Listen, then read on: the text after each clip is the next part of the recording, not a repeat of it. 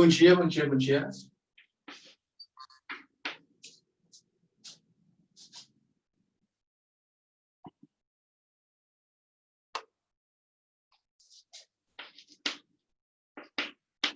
Bom dia. Bom dia.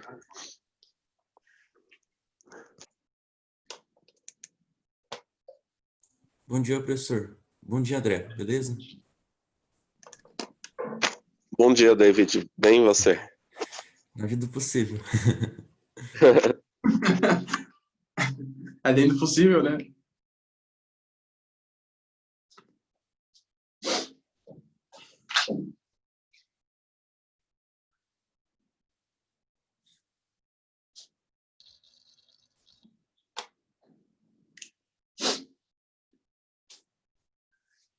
Bom, galera, ó, primeiramente, um bom dia para vocês. Espero que vocês estejam bem, tá?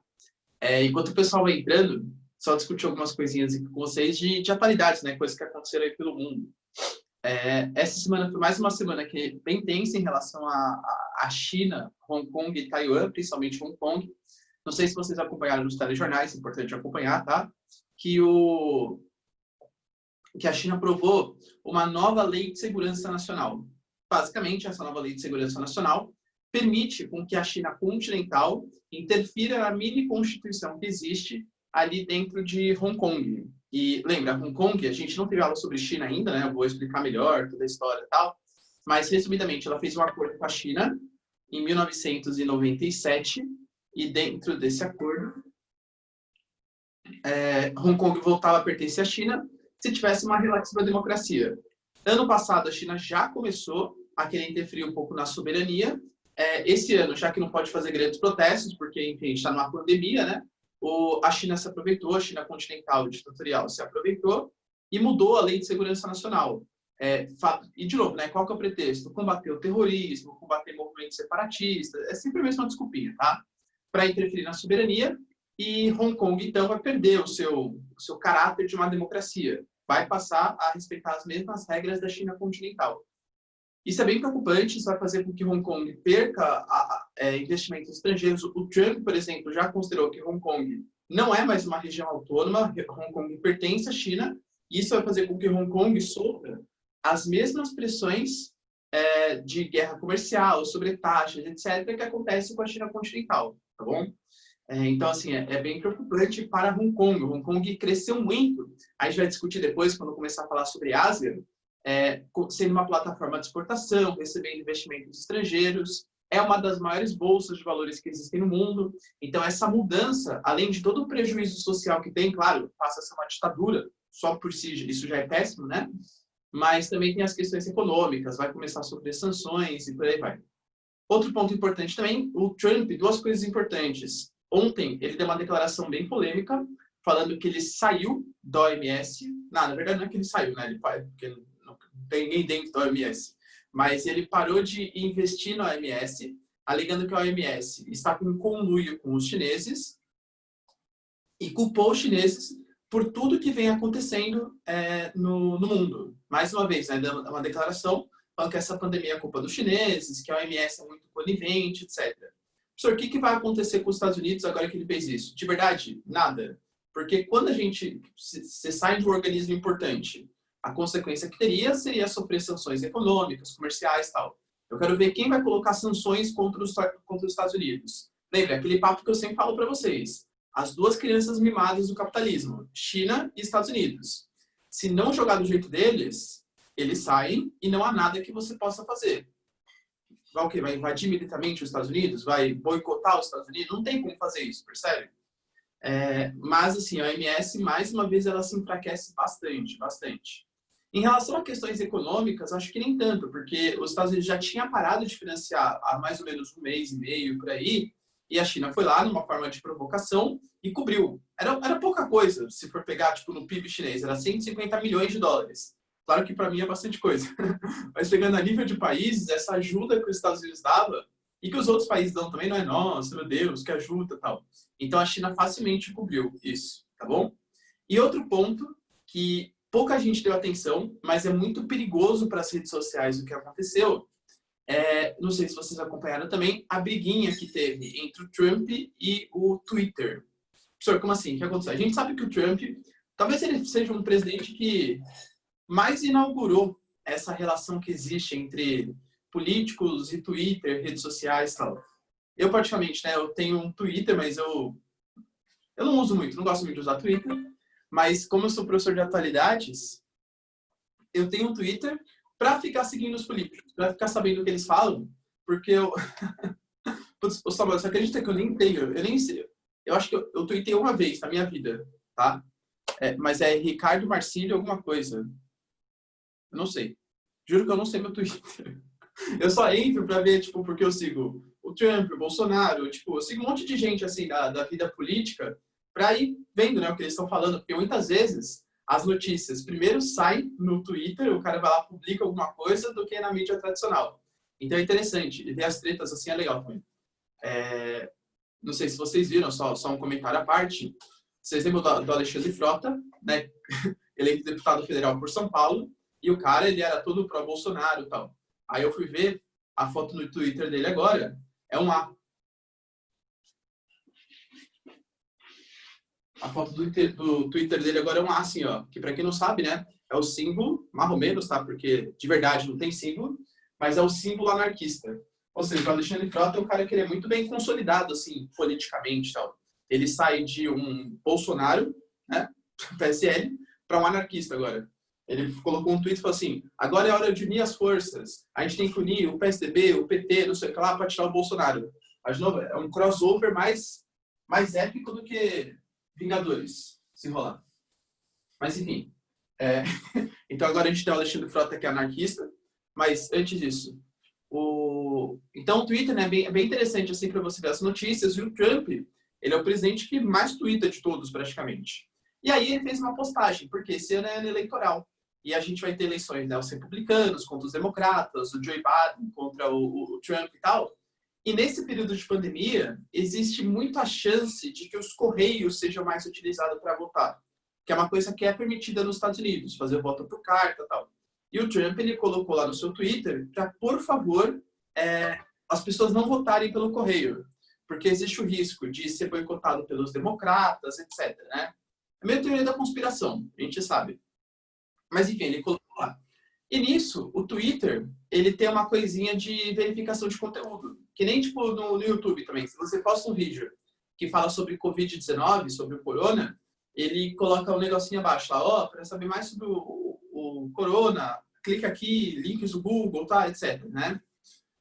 E colocou esse coisinha, né? Colocou tipo uma recomendação, alegando que o conteúdo que o Trump tinha colocado no seu Twitter era um conteúdo falso, tá? E aí o Trump ficou pé da vida, tá? Porque existe muito essa preocupação nos Estados Unidos. Talvez você se lembre que nas últimas eleições em 2016 alegaram que a Rússia e que as redes sociais interferiram muito no processo eleitoral, com fake news, com criação de perfis falsos e por aí vai. Então, assim, as redes sociais estão tentando combater bastante isso dessa vez. Só que, imagina, tem uma coisa que é assinada, que o Trump, né, dá liberdade, que é de não propriedade das coisas que são postadas. Então, por exemplo, vamos dizer que alguém no Twitter posta uma foto, que é uma foto que não é da pessoa, é uma foto que tem um direito autoral. Você pode processar a pessoa, né, que usou a sua foto, usou, enfim, a sua propriedade intelectual, mas você não pode processar o Twitter. É a mesma coisa no YouTube, por exemplo. Isso até a União Europeia estava querendo mudar, depois a gente pode fazer uma aula de atualidade sobre isso, questão de propriedade intelectual, acho que é bem interessante. Mas porque, imagina o seguinte, galera, se eu posto, por exemplo, no YouTube, ou um vídeo, alguma coisa, que tem uma música de um artista por trás, uma música que eu não paguei para usar aquilo, eu estou roubando a propriedade intelectual dele. Aquele artista, ele pode pedir para derrubar meu vídeo. Então, o artista pode ir contra mim, eu, produtor de conteúdo, mas ele não pode ir contra o YouTube, tá? A empresa YouTube. Porque imagina, se o YouTube fosse responsabilizado, ou se o Twitter fosse responsabilizado, o Facebook fosse responsabilizado, imagina o quanto que ia afetar essas redes sociais. Na prática, ia ser inviável de ter uma rede social que tivesse que verificar todo o conteúdo que todo mundo posta, porque se postar alguma coisa que ferisse a propriedade intelectual, ferisse, enfim, a empresa ia ser processada. Imagina quantos processos o YouTube ia receber, o Facebook ia receber. Então, na prática, inviabiliza. O que o Trump fez foi justamente, ficou pé da vida com o que o Twitter considerou, né, que era uma fake news, falou assim, então beleza. Então vocês estão vistoriando tudo que a galera está postando para falar o que é fake news ou não é, né? Então, cancelada a lei. Assinou um decreto ontem, falando que o Twitter agora pode sim ser punido, não só o Twitter, mas as outras redes sociais também, podem sim ser punidas caso haja uso de direito de imagem proibido, caso haja alguma... Eles não estão fazendo uma linha editorial, eles não estão verificando todos os conteúdos, então vai verificar todos assim, entre aspas, né, dos principais, fake news e tal, então vai verificar todos. Se tiver ferindo alguma coisa, o Twitter pode ser processado. Por que ele fez isso? Na minha opinião, tá? Agora eu estou especulando, saindo da notícia, porque é uma notícia impactante, porque pode sim acabar com as redes sociais.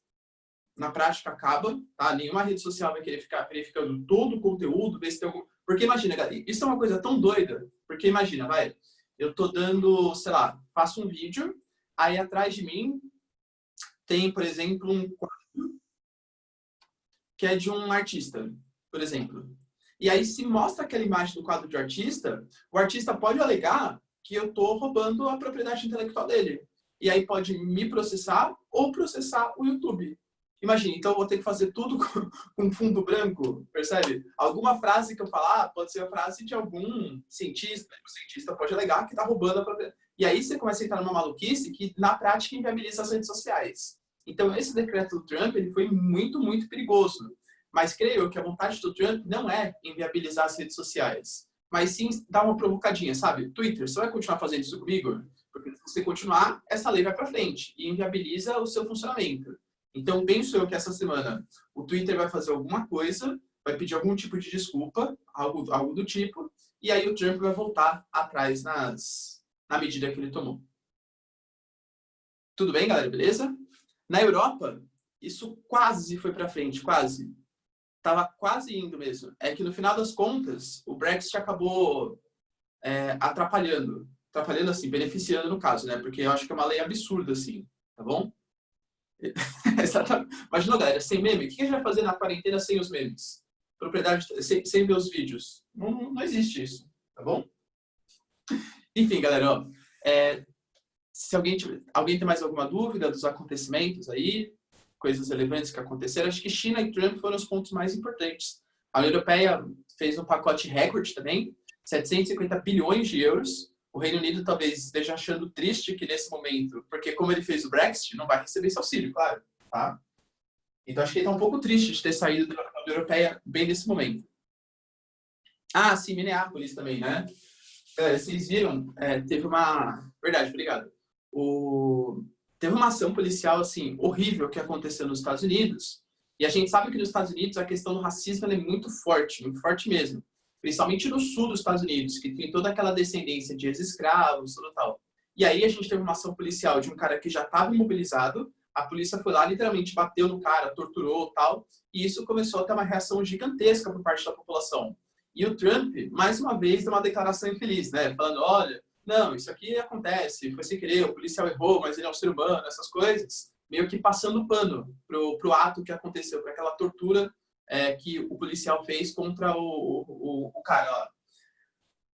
A população começou a manifestar, 3 dias já seguidos de manifestação, e aqui não é nota de repúdio, né? Não é que nem, por exemplo, a gente vê muitas vezes gente atentando contra a democracia, e aí o que a gente faz é uma nota de repúdio. Lá não, os caras tacaram literalmente fogo em vários pontos, em postos policiais, como forma de protesto.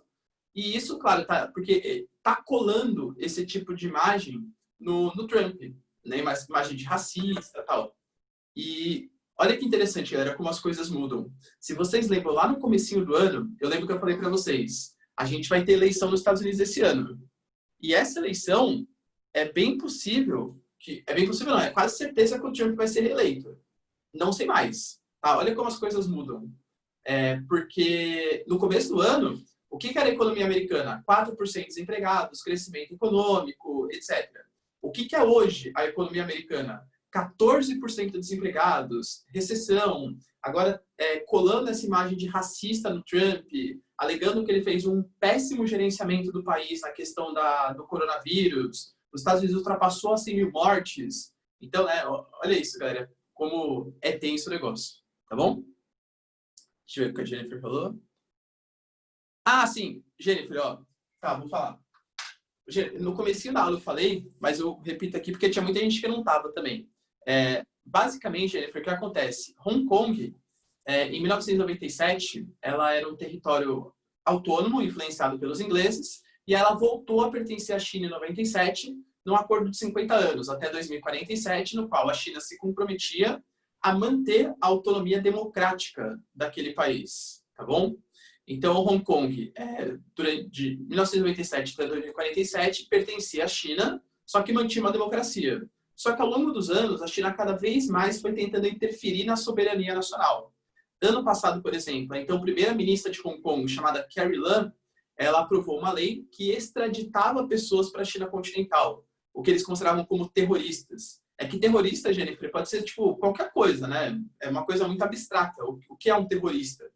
Então, na prática, fazia com que presos pudessem ser extraditados para a China. Ano passado, a gente teve manifestação todo dia em Hong Kong. Com a pandemia, obviamente, as manifestações elas cessaram um pouco, elas acabaram um pouco, e isso a China aproveitou esse momento, tá, para aprovar essa nova lei de segurança nacional.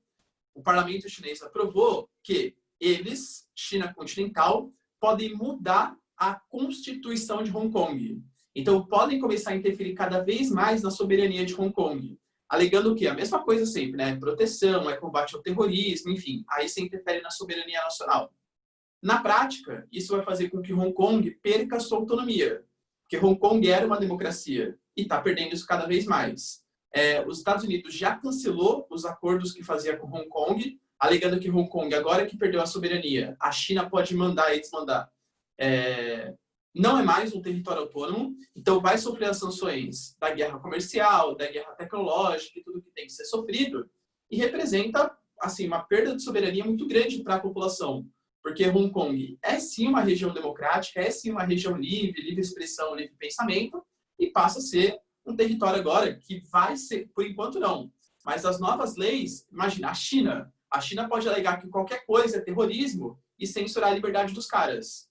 Tá bom? Então, na prática, socialmente e até mesmo economicamente, vai fazer com que Hong Kong perca muitos investimentos e perca muita soberania. Tá bom? Acho que era mais isso, galera. Então tá, ó. Vamos continuar aqui, galera, com o nosso conteúdo da semana passada. Se vocês bem se lembram, a gente sempre lembra. Se vocês bem se lembram, a gente estava discutindo sobre os aspectos humanos das Américas, certo? E eu fiz para vocês uma listinha dos países com a sua diversidade étnica.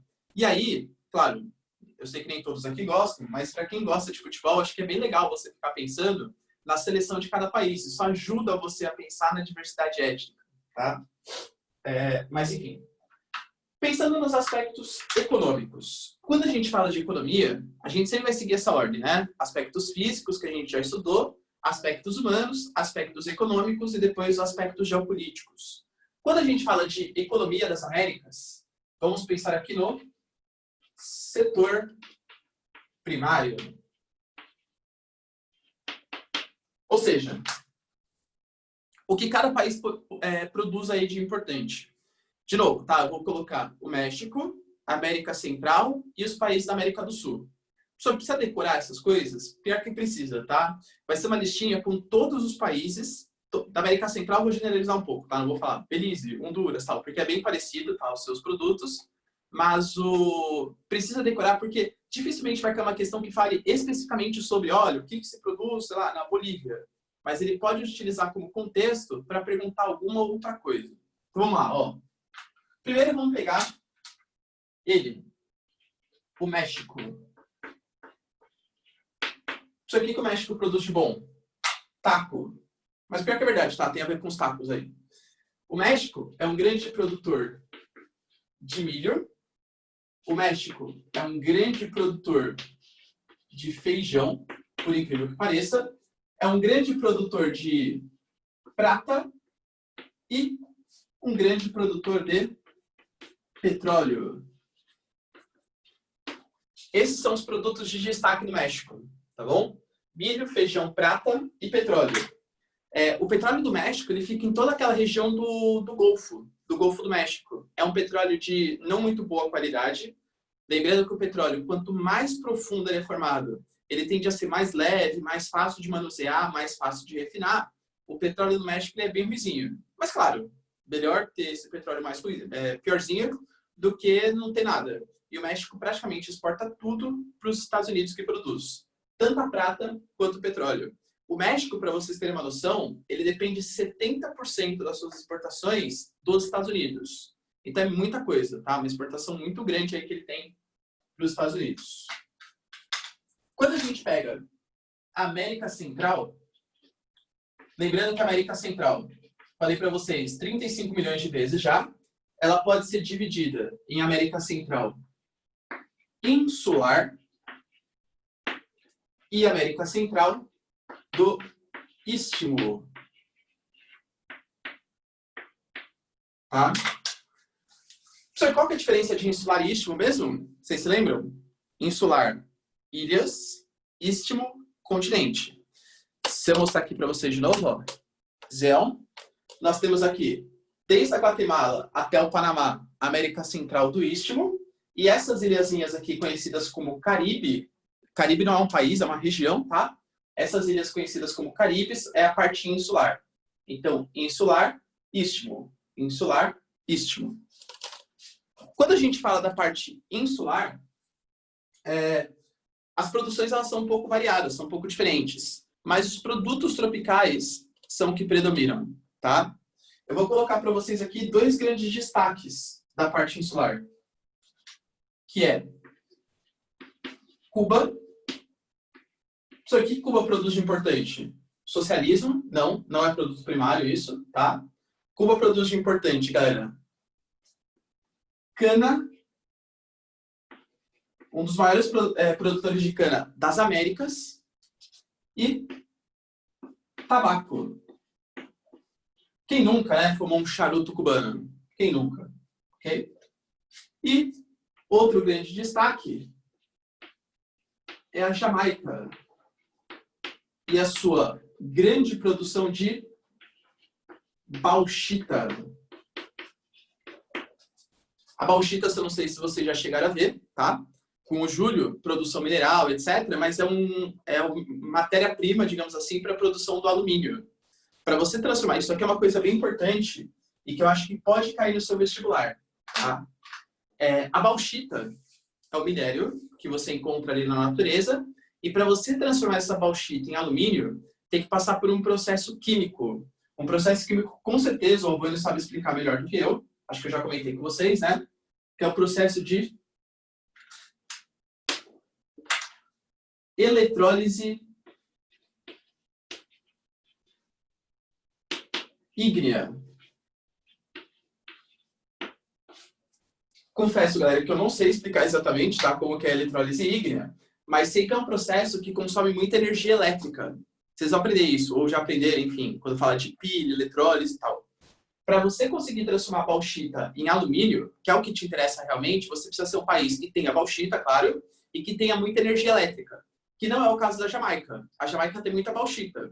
Então, a Jamaica é uma das maiores produtoras mundiais, tá, top 10 ali de produtores mundiais de bauxita, mas não tem produção de alumínio, porque carece de energia elétrica. Aí, qual que é o acordo que eles fazem? Eles vendem para o Canadá essa bauxita pura ali. O Canadá, que sobra energia elétrica, tem muitas hidrelétricas, muita produção, transforma essa bauxita em alumínio e depois revende a um preço mais alto para os jamaicanos. Professor, a Jamaica também é produtora de...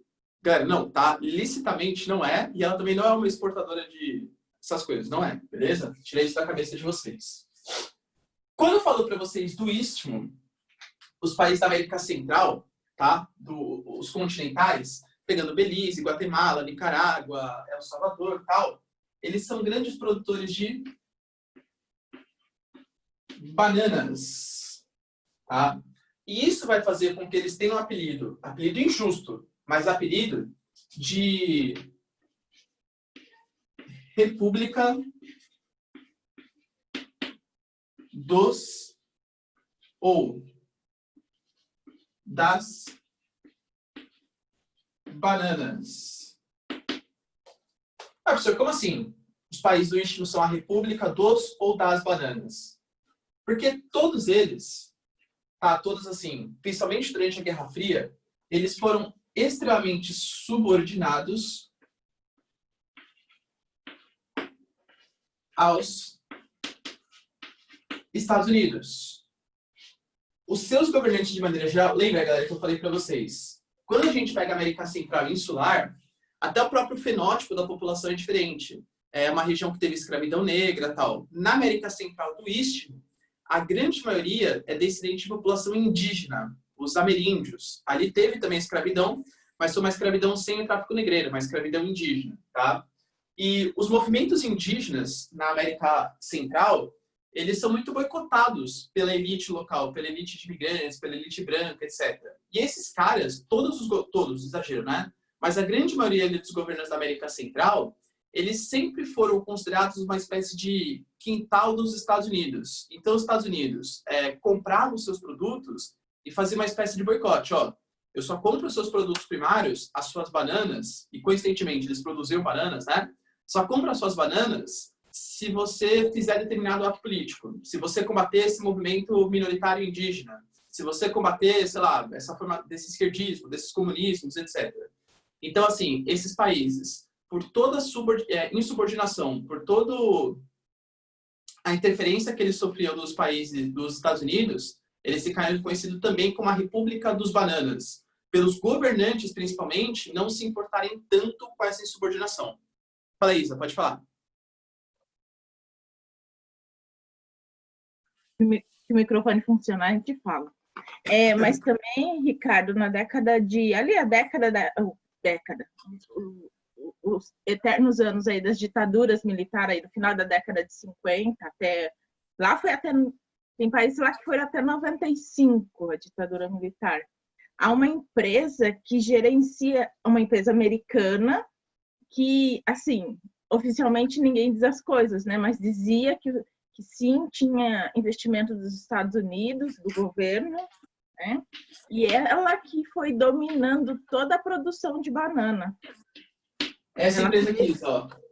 A United Fruits. Sim. E ela foi dominando, assim, começando nos primeiros países que teve a ditadura e empurrando o povo, sabe? Não reforma agrária nada, comprar terreno nada, base do exército. Exceto o Panamá. O Panamá tinha relação aí do canal, né? Era dolarizado e tal, mas os outros países pequenos foi tudo dominado por essa empresa. Em quais países que você morou lá mesmo, Isa? Eu morei na Guatemala, mas eu morava na fronteira com o México. E como lá os países são tão pequenos, é tão fácil a gente andar por outros países, aí eu fui na vizinhança toda. E tem muito movimento, assim, indígena lá, né? De busca pela soberania e tal.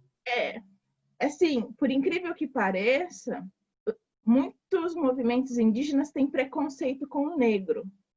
Guatemala, por exemplo, tem um grupo afrodescendente chamado Garífunas, e eles estão meio que empurrados numa cidadezinha, numa regiãozinha do litoral, e os indígenas têm muito preconceito em relação a eles, porque diz que eles não trabalham. Na verdade, eles vivem da pesca. Mas eles são muito festeiros. É muito como nós aqui no Brasil, sabe? Vão para a rua, conversam, cantam.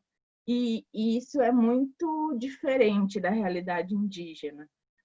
Agora, El Salvador tem um movimento mais, acho que mais pós-moderno, né? Que eles inclusive levantam outras bandeiras, como a bandeira do aborto, não só a questão indígena, né? Eles têm um grupo bem forte. E Costa Rica, você falar de movimento social é Costa Rica. Costa Rica é assim, é uma coxa de retalho de vários movimentos sociais em vários segmentos. Né? Acho que é um pouco influência também do tribunal, né? de direitos humanos. Não sei se é isso, mas sim, Costa Rica, qualquer movimento social que era internacional, Costa Rica ia estar lá, de qualquer causa. Agora, os outros países, não, eles são meio, assim, o movimento indígena é do indígena, se vira indígena. O movimento da outra coisa é da outra coisa, se vira outra coisa, sabe? Eles não têm muito essa noção de unidade, assim, né? Essa unidade. Oi, Isa, o Samuel está perguntando se é muito perigoso mesmo, como dizem. Não, é que é uma violência diferente da violência que a gente sofre aqui no Brasil. Lá tem esses assaltos da rua, essas coisinhas, isso acontece mesmo, mas a questão do perigo é que o narcotráfico lá é muito poderoso. Não é traficante de favela com uma arma, não.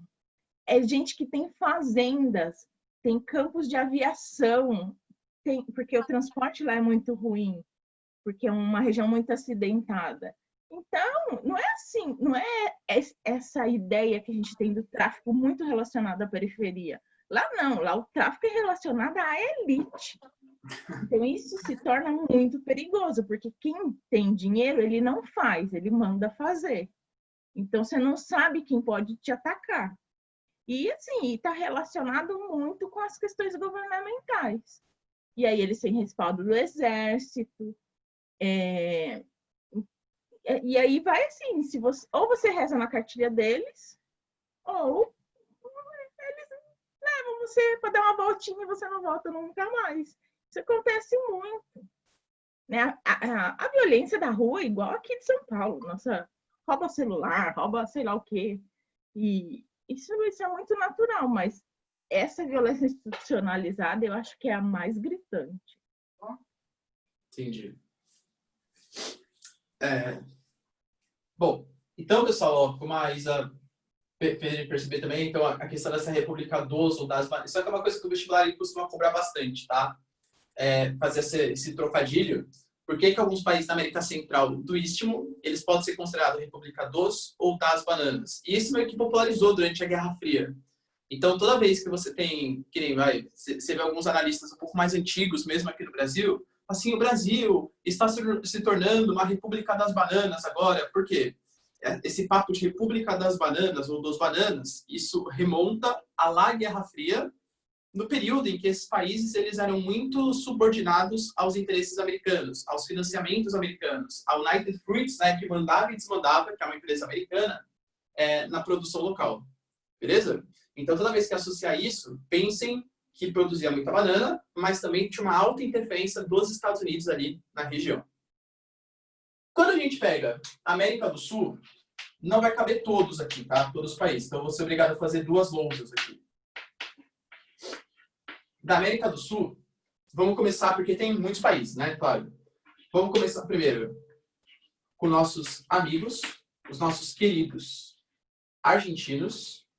O que a Argentina produz de bom, galera? O que a Argentina tem de relevante? Produção de trigo, muito importante mesmo. Aliás, praticamente, galera, 80% do trigo que a gente consome no Brasil é um trigo que vem da Argentina. O Brasil é um país que é um país tropical, em sua grande maioria, e trigo, cereais, de maneira geral, é de clima temperado. Então, o nosso costume alimentar, que é muito baseado em massas, pães e tal, não condiz com o nosso clima. Então, a gente é obrigado a importar muito de países temperados. O país temperado mais próximo da gente, nossos irmãos, os argentinos, tá bom? Produção de soja também é bem grande ali no país. E também nós temos a produção de pecuária, a criação, né? Produção não. A criação da pecuária bovina. Aliás, a carne argentina, que é conhecida, junto com a carne uruguaia, por ser a carne de melhor qualidade que existe na América, tá bom? Aqui lembrando que a produção dessa pecuária bovina é uma produção extensiva. Só porque é uma produção extensiva? Não sei se com o Júlio vocês já chegaram a ver isso, produção agropecuária e tal, mas tem uma pequena diferença, aliás, uma grande diferença quando a gente fala de uma produção intensiva e uma produção extensiva. Basicamente, eu estou falando para vocês de uso de tecnologia. Produção intensiva, geralmente o gado ele é criado confinado, se alimentando com a ração, muitas vezes até toma cerveja para maciar a carne, fica escutando música clássica. Existe isso mesmo, tá? Para melhorar a qualidade e aumentar a produtividade ali da criação. Quando eu falo para vocês de uma pecuária extensiva, é uma pecuária que usa menos tecnologia na produção. Ah, entendi. O Ricardo falou então que é uma pecuária pior. Não falei isso. Por exemplo, se for pegar aqui no Brasil, acho que a diferença é gritante entre a produção do Centro-Oeste, que é a maior produção do Brasil, e a produção do sul do país, a produção dos Pampas Gaúchos. Lá no Centro-Oeste, é uma produção intensiva. A gente tem a maior produção do Brasil, mas não é a carne de melhor qualidade. A carne de melhor qualidade, a mais tradicional, é a do sul, a dos Pampas Gaúchos.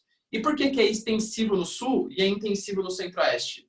Porque o próprio relevo, as próprias condições naturais, já favorecem uma criação extensiva na região. Por quê, professor? Quando a gente pega tanto a Argentina como o Uruguai, vou mostrar aqui para vocês, ó. Tanto a Argentina quanto o Uruguai, toda essa porçãozinha aqui, ó, Uruguai, Argentina, sul do Brasil, toda essa região são os campos sulinos, né, que a gente vai chamar a região de coxilhas e tal. É um relevo mais planinho, é um relevo plano, só com a presença de algumas leves colinas, então um relevo relativamente plano, e a vegetação herbácea, a vegetação de campos. Ou seja, o relevo não é irregular, isso é bom, porque gado não pode ficar em relevo irregular. Por quê, professor? Porque se o gado ele ficar subindo e descendo o relevo, a carne dele fica dura, porque ele fica musculoso. Não é legal para a pecuária. Então o gado ele fica numa região planinha, que é o relevo dali, e tem o próprio pasto natural, que é aquela vegetação. Então não precisa ser o gado criado confinado, tá bom? Então, ó, essa pecuária bovina extensiva aqui na região. Extensiva. A Argentina, ela já foi a maior produtora de prata do mundo. Aliás, não sei se vocês sabem, mas argenta, que é do nome Argentina, significa prata. Por isso o nome Argentina, de prata. Mas hoje, não é mais uma grande produtora. As reservas de prata, não que elas estejam esgotadas, mas elas já foram muito mais importantes lá no período da América Espanhola, quando a Argentina era explorada, tudo tal. Hoje em dia, não é mais uma grande produção da Argentina, não. Do lado da Argentina, nós temos nossos amigos. O Uruguai.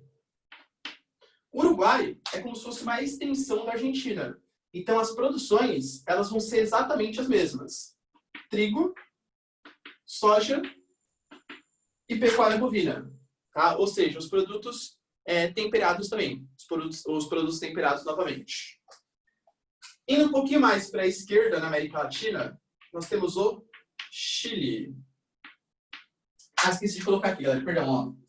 Na Argentina também, a gente tem a produção de uva. Tá? Uva também é importante. No Chile, nós temos a produção de cobre. Cobre, galera, que é o mineral que utiliza na fiação elétrica. Geralmente, quando você pensa em Chile, tem que pensar em cobre, porque é o maior produtor aqui da América de cobre. Você utiliza nas fiações elétricas. O Alvânio, ele pode, de novo, né, explicar isso com muito mais propriedade do que eu, mas a capacidade de você transmitir energia, tal, os elétrons, essas coisas assim, ela é muito maior em alguns minerais. Um dos melhores que tem é o ouro. Professor, por que a gente não utiliza ouro na nossa fiação elétrica? Acho que a resposta é bem óbvia, beleza? Se a gente rouba, não eu, juro que eu não roubo, tá? Mas se tem gente que rouba a fiação elétrica, sendo a fiação elétrica de cobre, que é um mineral valioso, mas não tanto como ouro, imagina se fosse ouro a fiação elétrica, não teria mais nenhuma já, tá bom? Então o cobre é o que a gente utiliza para fazer a fiação elétrica. E o Chile, ela é um país com uma grande produção de azeitonas e uva. Aqui, galera, nós temos a Argentina e Chile como dois países que têm clima mediterrâneo. E lembra que o clima mediterrâneo ele é super favorável à produção de azeites de qualidade e de vinhos de qualidade. A gente vai discutir a União Europeia, se não me engano, é o próximo assunto já, quando a gente acabar a América. E eu vou falar para vocês que um dos motivos que causa essa crise que tem nos países da União Europeia, tipo a Grécia. A Grécia é uma grande produtora de vinho e de azeite. Só que hoje ela tem que exportar esses produtos a peso de euro, que é uma moeda extremamente cara. Existem outros países que têm vinhos de tão boa qualidade ou melhores do que da Grécia, da Espanha, da França, e isso vai fazendo com que esses países da União Europeia percam um pouco de competitividade, tá bom? É porque eu sei que assim, vocês nunca beberam, claro, mas o dia que vocês beberem, se vocês gostarem de vinho, claro, um vinho, galera, exatamente, o vinho, ele é o melhor, ele é muito bom de ser cultivado nos climas mediterrâneos aí, tá bom? Dizem que os vinhos chilenos e os vinhos argentinos são os melhores da América. Vinho norte-americano também, da costa oeste, é bem importante. E aqui no Brasil, o sul é o vinho de melhor qualidade, mas cada vez mais indo para o sertão nordestino. O sertão nordestino hoje, ele também é uma área que vem crescendo na produção de uva e de vinhos de excelente qualidade. Você pega ali a região de Juazeiro, Petrolina, que tem a fruticultura irrigada, também é um vinho de boa qualidade. Tá bom? Eu não sou muito entendedor de vinho, tá? Mas até acho gostosinho, assim. Você pega um fundizinho à noite e tal, um vinhozinho é gostoso, mas, assim, nossa, esse vinho, ele custa R$350, esse aqui custa 30. Muitas vezes eu nem vejo a diferença de gosto entre eles, tá bom? Ó, o Samuel é especialista aqui. Fala aí, David, pode falar. Professor, e a pesca? Não é também uma atividade muito importante no Chile? Também, mas eu ia deixar a pesca, mas também, David. É que se eu fosse colocar todas as produções, ia ficar muito grande, assim. Mas se quiser colocar, pode colocar também. A pesca é importante, tanto no Chile quanto no Peru. Tá bom? Nos dois. Ah, tá. Beleza. Valeu, professor. Imagina. Minha família é chilena. Foi obrigado a gostar de... faz sentido. Tá bom? Então, pessoal, então, cobre, né? Azeitonas e uva. Grande produtor aí de vinho. Tá bom? Professor, eu só tomo o cantinho do vale. Sangue de boi. Né? Muito bom, Duda. Uma referência aí, esses vinhos. Então, Argentina, Uruguai, Chile. Quando a gente coloca aqui, ó, a Bolívia. O que a Bolívia produz de bom aí? Grande referência. São 8 horas da manhã. Vocês estão falando de tomar vinho já. Gás natural e estanho. Tá? O gás natural faz sentido, só faz sentido. O gás natural, muito cuidado, galera, para não confundir com o GLP. Não confundam o GLP com gás natural. Você pode deixar que eu não vou confundir, porque eu não sei o que é nenhum dos dois, né? Então não vou confundir. Cuidado, hein, galera. O gás natural é aquele que se forma naturalmente, por isso gás natural. Então você é um combustível fóssil, geralmente associado ao petróleo. O GLP ele vem do petróleo, não é que ele é puro na natureza. Você pega o petróleo, faz aquele processo de destilação fracionada, sai uma série de materiais. Um desses materiais é o GLP, que é o gás liquefeito de petróleo. O gás natural, ele é utilizado... O gás natural, ele é utilizado, galera, para abastecimento de carros, por exemplo. O carro ele pode ser abastecido, né? O tal do GNV, o gás natural veicular. E se a sua casa tem chuveiro a gás, é bem possível que esse gás, seu gás é gás natural, que vem de tubulação e tal. O GLP é aquele botijãozinho da Ultragás, aquele azulzinho, tá bom? O Brasil, ele tem muito gás natural, muito. Só que a gente utiliza praticamente todo o gás natural que a gente produz, que a gente utiliza, aliás, vem da Bolívia. Existe um gasoduto, se eu fizer um Brasilzão aqui, ó, esquemático. Tá pegando aqui ainda, né? Tá. Existe aqui, ó, um Brasilzão esquemático. E aqui tá a Bolívia. Existe um gasoduto que liga Santa Cruz de la Sierra, que é a cidade onde tem essa grande exportação. Primeiro, passa pelo centro-oeste, chega até o Rio de Janeiro e depois vem para São Paulo até o sul do país. Isso aqui é um gasoduto, também conhecido como gasoduto Brasil-Bolívia, ou também conhecido como Gasbol. É um gasoduto que leva a produção de gás natural da Bolívia até as nossas indústrias do centro-sul, tanto do centro-oeste, como do Rio de Janeiro e São Paulo, e até o Rio Grande do Sul. Tá bom? Professor, tem uma dúvida. O Brasil não tem gás natural? Temos. Tá? É aquele que dá para ver descendo para o Guarujá, exatamente. Esse mesmo, tá, Samuel? É esse mesmo. Tá bom? O Brasil, ele tem uma grande produção de gás natural. Aliás, uma grande reserva de gás natural. A gente descobriu... E, aliás, ó, olha o que aconteceu na época, tá? Na época, quem estava no governo da Bolívia era o Evo Morales. E o Evo Morales, uma das coisas que ele fez, a gente já discutiu até um pouquinho sobre isso, foi a nacionalização das reservas naturais. Quem era dono de todo o gás natural que tinha na Bolívia era a Petrobras. Nossa, tá? Era tudo brasileiro aquilo. O Evo Morales foi lá e nacionalizou as nossas reservas. Ou seja, tomou para o Estado o que era da Petrobras. Gastos da questão da luta indígena, que existia local, a questão da apropriação dos recursos que deveriam ficar para a população boliviana. Tal. O Brasil, e aí, além de nacionalizar, isso foi logo no comecinho do governo do Evo Morales, comecinho dos anos 2000, em 2005, o Evo Morales chegou assim para o Lula e falou assim, ô Lula, eu quero que você vai continuar comprando o nosso gás, né? Beleza. Eu quero que você aumente o preço que você paga pelo gás. Aí o Lula, pô, como assim? Você já nacionalizou. E eu não fiz nada contra vocês. Não provoquei sanções, não fiz nada. Deixei nacionalizar. Beleza. Vocês ainda querem que eu pague mais caro? O Lula, galera, independente, é um cara que nasceu com o negocinho dele virado para a lua, tá? No sentido, assim, de ter muita sorte em alguns momentos. Bem na época em que estava com essa discussão de aumentar o preço da importação do gás, que ia impactar bastante as nossas indústrias, etc., o que o Brasil descobre? Reservas do pré-sal. E como que a gente descobriu a reserva do pré-sal? A Petrobras, na época, com muito investimento, tal, começou a fazer como se fosse uma espécie de rastreamento de recursos no nosso litoral e percebeu que em Santos existe uma baita reserva de gás natural. E aí o que a gente pensou? Bom, se tem gás natural, deve ter também petróleo. A gente acabou cavando e acabou chegando em 7 mil metros de profundidade, que é a reserva do pré-sal. Mas a gente descobriu também gás natural. E aí a gente meio que falou assim, Evo Morales, tá beleza, ó, você quer que eu pague mais caro? Tá beleza.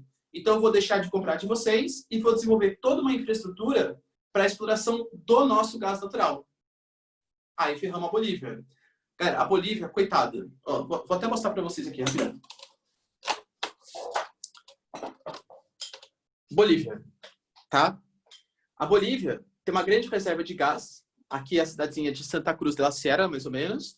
E aí vem a exportação, vem aqui para o Sudeste, passa pelo São Paulo, Rio de Janeiro, chega até Rio Grande do Sul. Se a Bolívia não conseguir vender o gás natural para a gente, para quem que a Bolívia conseguiria vender o gás natural? Para o Peru. Cara, a economia do Peru, nada contra o Peru, mas não é grande destaque.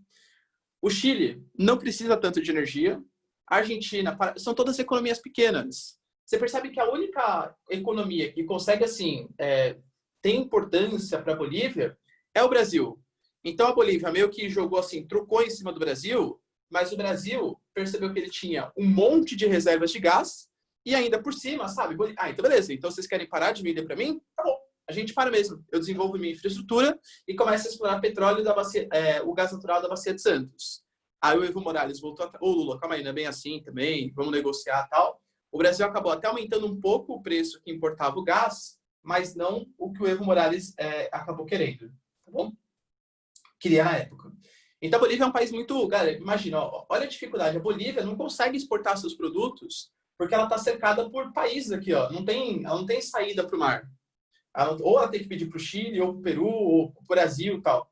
E acho que eu até comentei com vocês, né? A China, ela vem desenvolvendo todo aquele projeto de fazer infraestrutura na África, de fazer infraestrutura na América. A ferrovia que ia passar que a China ia construir, a ferrovia transoceânica, que ia fazer, a transcontinental, perdão, que ia fazer conectar o Oceano Atlântico com o Oceano Pacífico, ia fazer exatamente esse caminho, ó. Ia começar no Rio de Janeiro, ia atravessar aqui e fazer isso. Ia contornar a Bolívia. Eita, professor, por quê? Porque a China, ela é meio socialista, assim, até a página 2, né? O Evo Morales é um presidente bastante nacionalista. O que a China tinha medo? Que quando a ferrovia tivesse construída, a Bolívia fosse lá e nacionalizasse a ferrovia. Ou seja, não, agora isso aqui é meu. Isso ia gerar instabilidade e tal. Então, olha o bullying geopolítico da China. A China ia fazer uma ferrovia que ia contornar o território boliviano, para que a Bolívia não se aproveitasse dessa ferrovia. Coitado, os caras já não têm saída para o mar. Ia fazer uma ferrovia que ia conectar os dois oceanos. Se fosse o caminho reto, ia passar pela Bolívia. Os chineses preferem contornar o território boliviano. Tá bom? Vocês acham que essa ferrovia vai rolar? Acho que não, né? Hoje o nosso governo não está muito amiguinho da China, não. Beleza?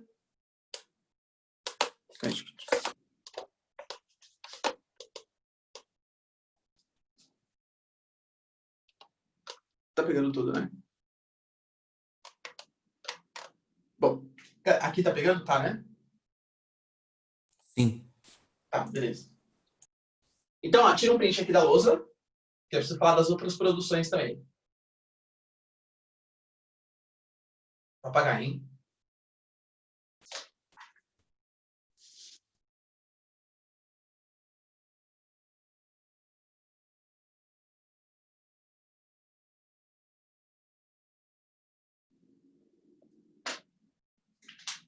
Saindo um pouquinho da Bolívia, galera. Indo para o Paraguai. O que o Paraguai produz? Professor, coisa falsificada. É produto primário que eu tô falando, hein? O Paraguai é um grande produtor de soja. Soja é o carro-chefe da economia paraguaia. Aliás, ponto bem importante, galera. Vocês têm que ficar ligados dos chamados brasiguaios. Já ouviram falar desses brasiguaios? Quem são os brasiguaios? O que é isso, professor? O Paraguai é um país muito mais pobre que o Brasil, obviamente, tá? A gente sabe disso. E se você for pegar bem na área de fronteira, vou ter que ajeitar a câmera aqui de novo, tá? Perdão. Se você for pegar bem na área de fronteira, entre Brasil e Paraguai, ó, a área do Brasil que faz fronteira, aqui Mato Grosso do Sul, tal. Aqui o Paraná também, né? Para quem já viajou, tal, viu a usina de Itaipu, tal. Mas falando um pouquinho mais aqui para o norte. Aqui é a área do Brasil que tem a grande produção de soja. Só que a terra brasileira é uma terra mais cara que a terra paraguaia, porque o Paraguai é o país mais pobre, então eles vendem as terras mais baratas. Você não pode, se você for brasileiro, comprar uma terra no Paraguai. Você não pode fazer isso. Você precisa de uma autorização do Estado e o Estado dificilmente te fornece essa autorização para você plantar soja. Então, o que muito brasileiro faz? Ele contrata laranja, ele contrata um paraguaio, dá dinheiro para o paraguaio e o paraguaio que compra a terra aqui. E começa a ter aqueles grandes latifúndios de soja. Só que, na prática, quem está sendo dono dessas terras do Paraguai? Os brasileiros. Esses brasileiros que contratam laranjas para ter a sua fazenda aqui, porque ela é mais barata, a gente chama esses caras de brasiguaios. Isso é uma coisa tão explícita, isso é uma coisa tão nítida que está acontecendo, que a gente fala que é como se a fronteira do Brasil ela estivesse avançando cada vez mais em direção ao Paraguai. Por quê? Porque você pega aqui na área de fronteira, é só brasileiro, ou laranja de brasileiro, que está produzindo soja aí. E no Paraguai, a gente tem um movimento social, como se fosse uma espécie de MST deles, que é muito ativo. E eles estão reclamando disso já. A gente tem, hoje, pressão muito grande em cima do governo paraguaio para que eles expulsem esses brasiguaios, alegando que a terra deveria ser dos paraguaios. Mas isso é legal, não gera dinheiro para eles? Tem o lado positivo e o lado negativo. O lado positivo é que, claro, é brasileiro que está produzindo na terra, que está exportando, está deixando impostos ali e tal. Mas, em compensação, isso agrava ainda mais a concentração fundiária, isso aumenta ainda mais a desigualdade social no campo, num país que já é pobre, num país que já tem muita desigualdade. Tá bom? Então, essa questão dos brasiguaios aqui, ela se faz bastante presente. Ok? Então, ó, Paraguai, com a soja e com seus brasiguaios. Se a gente subir mais um pouquinho, chegamos no Peru. O Peru, galera, que é um grande produtor de prata e também da pesca. Aliás, ó, deixa eu ver aqui, calma aí. O Alfredo, seguinte, ó. Pergunta para sua família, você falou que sua família é chilena, hein? Quem é o criador do ceviche? Se são os peruanos ou os chilenos? E fala que o professor falou que foram os peruanos e que os chilenos só copiaram dos peruanos, só, tá? Brincadeira, não fala não, senão eles vão ficar um pouco bravos comigo. Mas pergunta para eles quem é o criador do ceviche. Aí é gay, exatamente. Tá? Pergunta para eles quem que foi o criador do ceviche, tá? Que é uma disputa histórica isso aí. Então, no Peru, galera, você tem a produção de prata e a pesca também, que é bastante forte. Tá bom? Subindo mais um pouquinho, a gente chega na Colômbia. E na Colômbia, qual é o grande destaque da produção primária? Professor, já sei, Colômbia Não é um negócio meio... Não, produção primária lícita, beleza? Eu tô falando. A Colômbia é hoje o maior produtor de café. Olha essa. A maior produtor, galera, de café, tá? A Colômbia é um território dividido, a gente vai falar um pouquinho mais quando falar de geopolítica, mas, assim, da produção lícita, a produção primária é café. O Brasil, ele já foi o maior produtor de café da América, isso no comecinho do século XX, né? São Paulo, grande destaque. Hoje em dia, sabe que São Paulo nem é o estado que mais produz café. Aqui no Brasil, os maiores produtores são Minas, em primeiro lugar, Espírito Santo em segundo, aí em terceiro, Rondônia e São Paulo vêm juntos aí. Mas São Paulo hoje é cana, não tem mais tanto café. Cana é o carro-chefe da nossa agricultura. Hoje, o principal café é o café colombiano. Aliás, galera, dica, tá? Tem umas pessoas que são meio frescas com café, não sei se você colocar açúcar no café, ele estraga, tal, essas coisas. Essas pessoas que falam que açúcar estraga o café, não sei se tem alguém aqui desse tipo, tá? Mas tenta importar um café colombiano, tá? A diferença de gosto é muito, muito, muito significativa. Aliás, o próprio café... então, eu também acho, Bia, mas enfim. Tem gente, por exemplo, que se você for para a região de Santos, você fala uma coisa lá em Santos, próximo do porto, porque tem uma diferença entre o café que é exportado como commodity, e o café que é consumido pelo Brasil. Geralmente eles fazem uma separação de grãos, e essa separação de grãos, ela faz com que o café de melhor qualidade vá para exportação. No Porto de Santos, existem alguns locais que vendem o café de exportação. E aí o gosto assim, ele é muito diferente do que o café que é utilizado aqui no Brasil, do que o café Pelé, tá? Essas coisas. Que é um café parecido com esse café colombiano. Tá bom? Quem gosta muito de café, fala que tem uma diferença gigantesca. Eu, particularmente, galera, gosto bastante de café, mas não sou uma referência. Nossa, meu Deus, tal, essas coisas. Então, para mim, é meio parecido. Subindo um pouquinho mais, a gente chega na Venezuela. E a Venezuela, acho que todo mundo já sabe, né? Grande produção venezuelana, que é a produção de petróleo. A Venezuela, aliás, que faz parte da OPEP. Lembra o que é a OPEP? Organização dos Países Exportadores de Petróleo. Ou seja, aqueles países que fazem uma espécie de cartel, tá? A gente pode falar também deles, do Equador. O Equador que é uma grande referência também em petróleo. Aliás, galera, para quem não sabe, o Equador também faz parte da OPEP. E banana. O Equador é um grande produtor de banana. E quando a gente pega as Guianas, tanto a francesa quanto a Guiana normal, digamos assim, e o Suriname, o grande destaque é a produção de cana. Produção de cana-de-açúcar. Certo? Fala aí, David, pode falar. Professor, o petróleo venezuelano, ele é pesado, leve? Como? É de boa qualidade. É de boa qualidade. Não é pesado, não. É o petróleo leve, de boa qualidade. Mais uma coisa. Membros da OPEP só podem participar quem tem petróleo de qualidade ou, não tem diferença? Não. Qualquer país pode participar que seja convidado, tá? Pode, tanto o petróleo leve quanto o petróleo pesado. Tá bom. Beleza. Valeu, professor. Imagina. Café. Aí, tá vendo? O Breno falou que o café puro é melhor, sem açúcar. Tá vendo? Quando a gente percebe, né, que o cara, quando gosta de café sem açúcar, o cara já é um cara amargo já, né? O cara já é um cara que não tem muita... Entendeu? Breno. Desculpa, hein? Brincadeira. Mas, Breno, você que gosta de saborear um café e tal, já perdeu alguma alegria interna, né? Você que gosta de saborear o café, tem que experimentar o café colombiano. Falam que, assim, a diferença é gritante, tá? Na qualidade, no sabor e tal. Beleza? Então, essas aqui são as várias produções da América, dos produtos primários. Beleza? Cara, pode dar um print aqui. Beleza? Vamos falar um pouquinho agora sobre o setor secundário das Américas. Vocês já chegaram... Acho que ainda não, tá?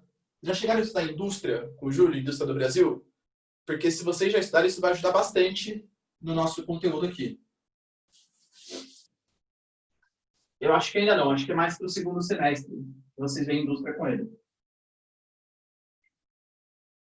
Indústria é um tema super relevante, claro. Então, vocês vão estudar isso em História, vocês vão estudar isso em Geografia do Brasil e vou estudar isso também em Geografia Geral. Deixa eu ver aqui. Comprei grãos colombianos e quando triturados... Nossa, Breno tritura o grão na hora. Meu Deus do céu, Breno. Não, mas quem entende fala que é mesmo, tá? Que é um grande diferencial, tá? Eu não entendo muito, eu confesso, tá? Sou mó leigo nisso, não sei direito.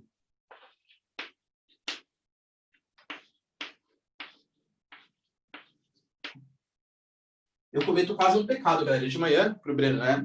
De manhã, eu não tomo nem café puro, eu tomo café com leite, tá? Olha isso, né? Que pecado, café com leite, meu Deus. Quando a gente fala do setor secundário, é o setor das indústrias. Então, e com leite. É o setor, galera, das indústrias e da construção civil. Nesse caso, vou falar só da indústria, claro, tá? A construção civil não tem muito mais a ver com esse nosso papo.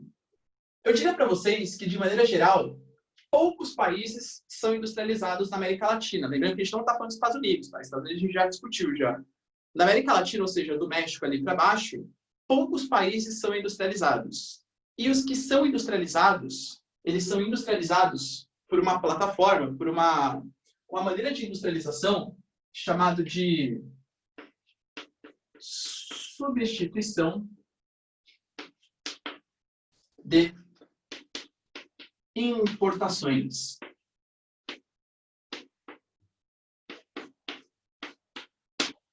É um modelo chamado de substituição de importações. O que é isso, professor? Acho que o próprio nome já ajuda a gente a entender. Eu vou dar o caso brasileiro, vou explicar para vocês o caso brasileiro, e aí vocês conseguem associar com o caso mexicano, tal, o caso chileno, argentino e tal. Os países que seguiram esse modelo de substituição de importações foi Brasilzão, é nós, nossos queridos irmãos, os argentinos, os mexicanos e alguns historiadores, geógrafos colocam o Chile também. Mas o Chile foi bem diferente, tá? Bem diferente o processo de industrialização. Mas como algumas bibliografias colocam, estou colocando ali para vocês também. Mas os três grandes destaques são Brasil, Argentina, México e Chile. Vou falar para vocês como que foi, tá? No bate-papo aqui, depois a gente coloca aqui na lousa. Vamos pensar, por exemplo, galera, no caso do Brasil. O período de industrialização que eles tiveram foi em 1930. Foi o início do processo. Vamos tentar pensar em quem era o Brasil no final do século XIX e começo do século XX. Na verdade, está um pouquinho antes, tá? A gente vai ver isso aqui depois. Quem era o Brasil? O Brasil era um país que sobrevivia, historicamente sobreviveu, dos seus arquipélagos econômicos, que nem o Sérgio Buarque de Holanda falava. Sérgio Buarque, né, que escreveu o livro Raízes do Brasil, que acho que é a bibliografia básica para qualquer professor de humanas, tem que ler, é um livro sensacional, que é do pai do Chico Buarque, tá? Que é o Sérgio Buarque de Holanda, e que ele fala meio que da formação histórica brasileira, fala da ascensão do racismo, tá? Acho que é bem interessante esse livro. Aliás, até para quem não esse ano, né, porque vocês estão aí numa loucura de vestibular e tal, mas quando vocês passarem, né, somente para quem gosta do assunto, acho que é um livro que é meio básico, assim. Raízes do Brasil chama, muito bom. O Sérgio Buarque de Holanda ele fala que o Brasil, historicamente, e esse termo pegou, ele foi se desenvolvendo em arquipélagos econômicos. Arquipélago, você entende que é uma região isolada, uma região pequenininha e tal. E como assim arquipélago econômico? Você tinha, por exemplo, lá no início do Brasil, a produção de pau-brasil, depois cana-de-açúcar. Aonde? No Nordeste. E não existia uma interligação entre os territórios brasileiros. Crescia ali. Aí depois, com a disputa com as Guianas, com o Caribe e tal, a cana-de-açúcar vai por água abaixo.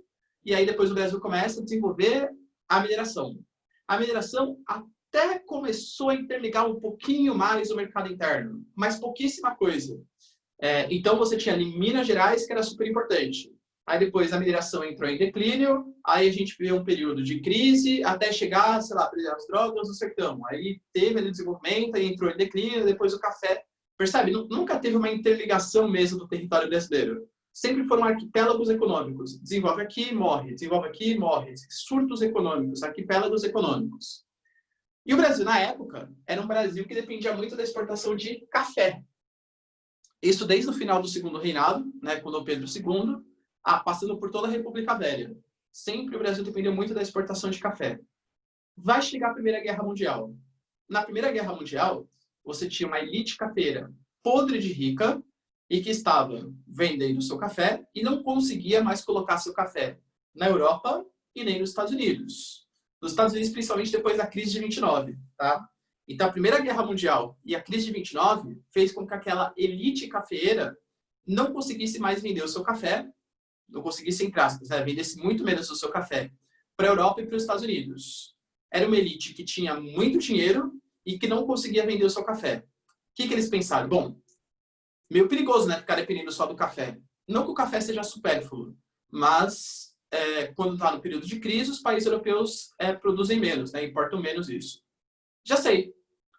Ao mesmo tempo que a gente não está conseguindo vender os nossos cafés, as indústrias norte-americanas e as indústrias europeias, como elas foram à falência, foram destruídas pela guerra, elas estão vendendo cada vez menos para nós, brasileiros. O que eu, brasileiro, vou fazer? Já sei. Eu, elite cafeeira, eu, podre de rico, vou deixar de só produzir café e vou começar a produzir alguns produtos industrializados. Nada muito importante. Uma indústria têxtil, uma indústria de calçados, uma indústria, sei lá, alimentícia, uma coisa bem basiquinha assim. Isso foi o início do processo de industrialização. Ou seja, não foi uma coisa pensada pelo Estado, inicialmente. Foi uma coisa que surgiu naturalmente, porque aqui a gente fala, na Argentina, os produtores de prata, no México, os produtores de milho, tá? No Chile, por isso que eu falo, o Chile é um pouco diferente. Mas, para a gente, produtores de prata e de milho, perceberam a mesma coisa.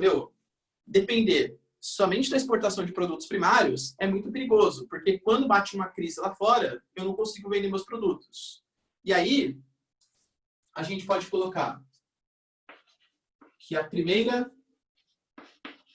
Guerra, que dura de 1914 até 1918, e a crise de 29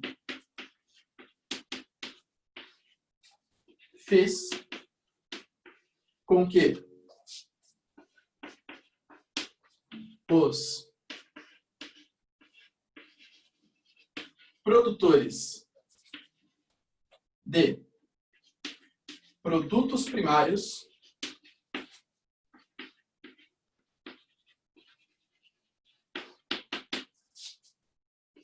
iniciassem a industrialização.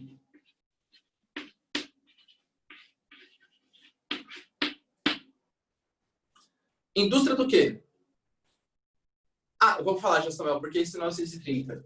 Porque o início do processo com o Estado ajudando. Tá? Aqui, por exemplo, aqui no Brasil,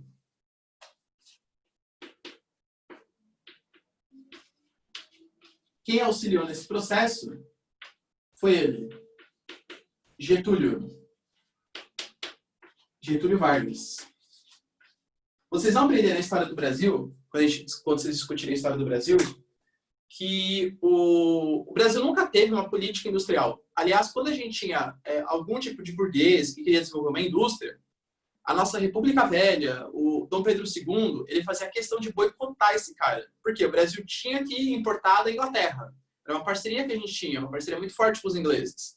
Então, o Brasil sempre boicotou surtos industriais. O Barão de Mauá talvez seja a principal referência que a gente conhece. O cara tentou desenvolver ali comunicação, indústria, e foi fortemente boicotado pelo Estado. O primeiro presidente da história, isso aconteceu também no México e na Argentina, que investiu na industrialização, foi o Getúlio Vargas. E todos eles foram na década de 30. Ou seja, 30 é o início do processo com o Estado sendo o provedor. O Estado dizendo aonde que tem que industrializar tal. Porque, de verdade, começou na Primeira Guerra e na crise de 29, com os produtores primários não conseguindo vender os seus produtos e investindo na industrialização. E uma indústria de bens de consumo não duráveis. O que são esses bens de consumo não duráveis? Basicamente, produtos de pouca tecnologia. Uma indústria têxtil, uma indústria de calçado, uma indústria alimentícia. Essa produção aqui, ela era voltada para exportação? Cara, vocês acham que o Brasil queria exportar calçados? Não, tá? Era uma produção voltada para o abastecimento do mercado interno.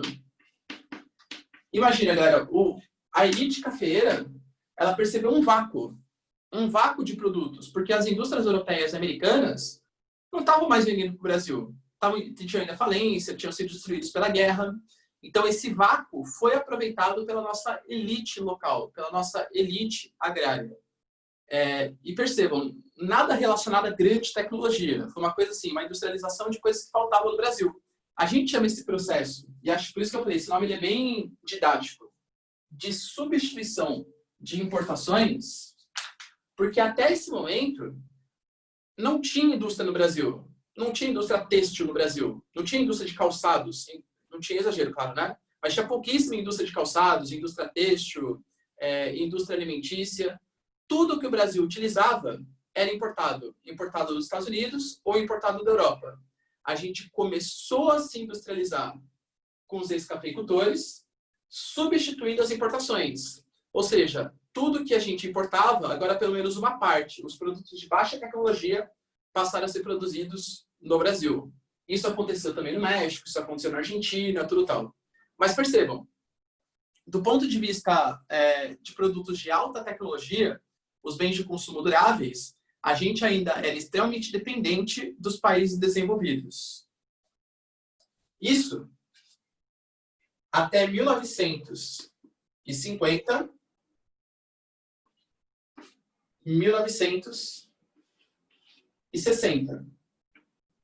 Que aí a gente vai ter, galera, tudo isso aqui, os bens duráveis, vindo a partir das chamadas transnacionais. Quando eu falo bens duráveis, entendam, automobilísticas, aeroespacial, eletrodomésticos, ou seja, coisas de maior tecnologia. Tá faltando uma indústria aqui, não tá? Tá, professor? A indústria de base. Olha quem fez a indústria de base. O Estado. Indústria de base, para quem não sabe, é o que produz matéria-prima para outras indústrias. Por exemplo, uma petroquímica, uma mineradora. Porque, de novo, né, eu vou dar o exemplo do Brasil, porque acho que é muito mais fácil para a gente entender. Antes da década de 30, começa uma industrialização sem participação do Estado, feita pelos ex-cafeicultores, que querem suprir as demandas do mercado interno e ter algum produto para parar de depender só do café, beleza? Getúlio Vargas assume em 1930, ajuda esses caras que estavam começando esse surto industrial com rodovias, com ferrovias, com portos, enfim, ele ajuda essa industrialização, é um cara que, primeiro presidente, que vai ter uma política industrial para o país e ajuda ainda mais desenvolvendo indústrias de base. Pensa numa indústria de base, Getúlio Vargas que fez. Tá? Petrobras, CSN, Vale, Cosipa, todas essas indústrias de base, siderúrgicas, etc., foi o Getúlio Vargas que fez. Por quê? Porque não existe, isso é um ponto bem importante, não existe indústria bem consolidada se você não tem uma indústria de base no seu país. Só que a indústria de base tem um probleminha. Qual, professor? Não é muito rentável. Para você fazer uma indústria de base, ela é muito cara para você conseguir implantar e o lucro demora muito. Para vocês terem uma noção, a Petrobras para suprir todo o custo que ela deu e começar a dar lucro, demorou 35 anos. Imagina que você é um empresário. Nossa, eu quero fazer um negócio de sucesso. Beleza, ele vai te dar lucro daqui 35 anos. Que empresário quer investir em indústria de base? Não tem. Professor, mas o Brasil não quer privatizar hoje? Quer. Então, o que os empresários querem é uma indústria de base já pronta, aí eles se apropriam, aí beleza. Mas agora, o empresário desenvolver toda a infraestrutura, toda aquela coisa pesada para produzir petróleo, aço, isso não, tá? Então, geralmente, a indústria de base, quem vai fazer vai ser o Estado, em todos os países. No México, a gente tem a Petromex, que é uma indústria também de petróleo muito importante. Aqui a Petrobras e etc. Bia, é mais ou menos isso mesmo, tá? Então, assim, porque assim, quando a gente fala que é uma estatal, na verdade é o povo que está pagando, porque quem sustenta o Estado é o povo, com seus impostos e tal. Então, o povo, ele paga para desenvolver as estatais, a Vale, a Petrobras e tal, e aí, quando ela está pronta, o Brasil e os outros países vão lá e privatizam. É bem essa ideia mesmo, tá, Bia? Então, ó, o Brasil teve, e os outros países também tiveram essa industrialização forte. Bens de consumo não duráveis, com a ex-elite agrária, o Estado desenvolvendo a indústria de base e os bens duráveis com transnacionais. Isso reflete até hoje. Acho que eu já comentei com vocês, só um negócio aqui. Deu tempo da minha aula, galera, estou terminando já, prometo. Mas acho que eu comentei com vocês. Pensa, por exemplo, em indústria de tecnologia brasileira. Ou seja, indústria de bens duráveis. O que o Brasil tem? O Brasil tem a Embraer, que é realmente um destaque. Ia ser vendido, não vai mais. Tá? A Boeing desistiu de comprar a Embraer. Penso que ainda bem, tá? É bom para o nosso país isso, para manter a nossa soberania nacional, nossa tecnologia. E de resto, Petrobras, a Vale, qual empresa de bens de consumo duráveis tem? Por que isso aconteceu? Porque o Brasil, ele se industrializou nesse modelo. A gente não se preocupou em desenvolver tecnologia. Quando era para produzir uma indústria de tecnologia, a gente apostou no quê? Nas transnacionais. Por exemplo, nesse caso, para quem sabe um pouquinho mais de história, em 50 e 60, quem estava no poder era o Juscelino Kubitschek. O Juscelino Kubitschek que foi responsável por atrair essas transnacionais. Principalmente na época, as automobilísticas. Tá bom? Isso aconteceu em praticamente todos os países da América. Ou seja, a América Latina é industrializada? Não.